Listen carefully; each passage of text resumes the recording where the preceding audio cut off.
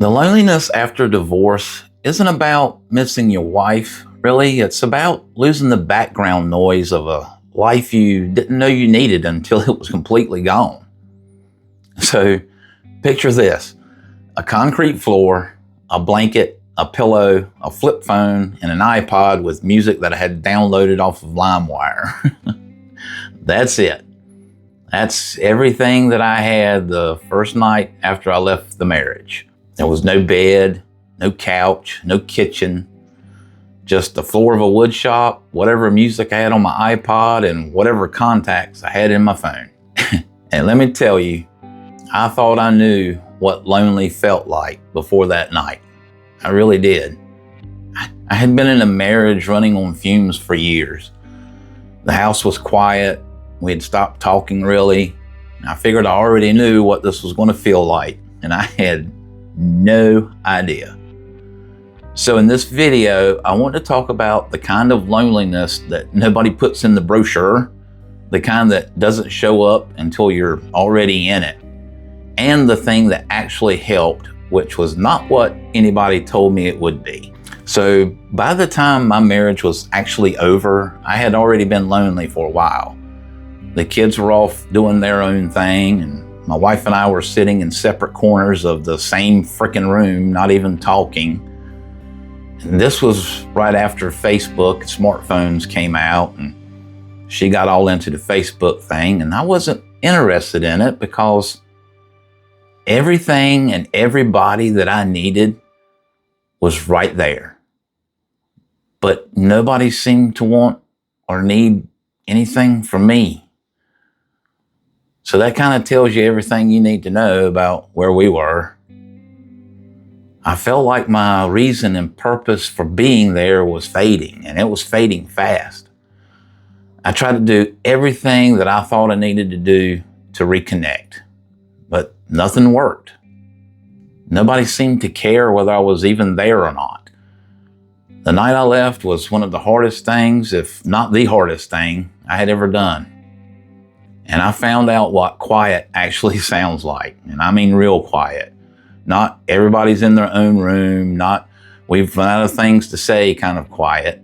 I mean empty house quiet. Nobody's coming home quiet. And it's a different kind of quiet entirely, and I was not prepared for it. Not even close. So there I am, concrete floor, blanket, and a phone. So the obvious thing to do when you're that alone is to call somebody, and I knew that. I had a phone full of contacts, and I'd scroll through them. But then I realized that every single person in that list was married friends, mine and hers. People we had known together, socialized with together, gone to barbecues and birthday parties with. Calling any of them meant asking them to pick a side, and they didn't want to do that, and I don't blame them. But I also knew that I couldn't call them. So I just got my iPod out and put on some music. And that was it. That was the full extent of what broke the silence for me that night. Not connection, not conversation, just music. And here's what I want you to hear, because this is the part that matters. I didn't lose my friends when the marriage ended. I just found out that I never really had any that were just mine. They were the marriage's friends. And when the marriage went, they went with it. And for introverts, this is almost guaranteed. We don't build wide social circles to begin with. We go deep with a small number of people. And in a marriage, that small number usually orbits around the relationship itself. Your wife's friends, couple friends, family friends, in-laws. You take the marriage away and you're looking at a phone full of names that don't quite belong to you anymore. And that's not a personal failure, that's just what happens, but knowing that doesn't make the floor any warmer. Then one night, my phone rang. I looked at it, and it was my sister. She asked, "Where are you?" And I said, "I'm at the wood shop, sleeping on the floor." And bless her heart, she said, "Get your butt out of there and come stay with us." Now, she was married with 2 young kids, a full house, total chaos.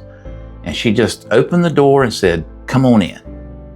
Let me tell you, it was a loud, hot mess up in there, as it is with a house full of young kids. But there were people coming home, people knowing that I was there or noticing when I wasn't there. The background noise I didn't know I needed until it was gone. And that's what got me off that cold concrete floor. I didn't reach out. I just said yes when somebody reached in. And here's what I want you to hear.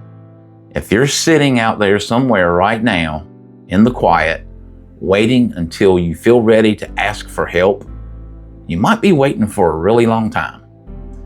But you don't have to reach out. You just have to say yes when somebody offers. And if nobody's offered yet, tell somebody where you are, what's going on. Not the whole story, but just enough, because the people who love you can't reach in if they don't know you're on the floor.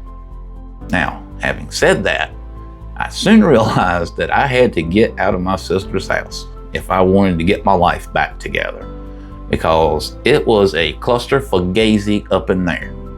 I needed to be alone, but on my own terms. So I ended up moving back to the house where I grew up, the place where it all began. That made the quiet feel less like an absence. The place where I began became the place for my new beginning. The loneliness after divorce is real, and it's specific in a way that's hard to explain to somebody who hasn't been inside it. It's not missing her really, it's missing the fact that somebody knew you were there. It's the quiet, it's the phone full of people you can't even call.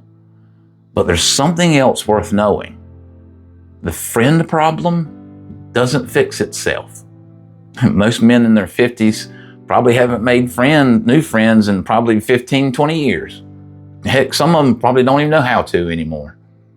After a divorce, when the couple friends are gone, that problem gets very loud, very fast. And that's what this video is all about. Watch it next, and I'll see you there.